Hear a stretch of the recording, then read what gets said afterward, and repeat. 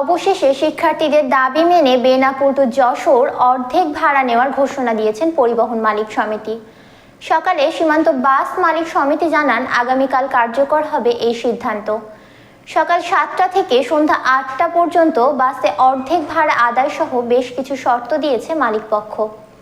প্রথম শর্ত, ছাত্রছাত্রী ভাইদের অবশ্যই তাদের নিজেদের স্কুল কলেজের স্টুডেন্ট পরিচয়পত্র সাথে থাকতে হবে। দ্বিতীয় শর্ত, স্কুল কলেজের পরিচয়পত্রে অবশ্যই মেয়াদ থাকতে হবে। তৃতীয় শর্ত, সপ্তাহে শুক্রবার ও ছুটির দিন ব্যতীত সকল ক্ষেত্রে অর্ধেক ভাড়া চালু থাকবে। চতুর্থ শর্ত, বিকেল 5টা পর্যন্ত এই ভাড়া কার্যকর থাকবে। পঞ্চম শর্ত, স্টুডেন্ট পরিচয়পত্র না দেখাতে পারলে সেক্ষেত্রে সম্পূর্ণ ভাড়া পরিশোধ করতে হবে। ষষ্ঠ শর্ত, বাস কর্মচারীরা কোনো খারাপ আচরণ করলে অবশ্যই বাস মালিক সমিতির সাথে কথা বলতে হবে, তাদের সাথে খারাপ আচরণ করা যাবে না।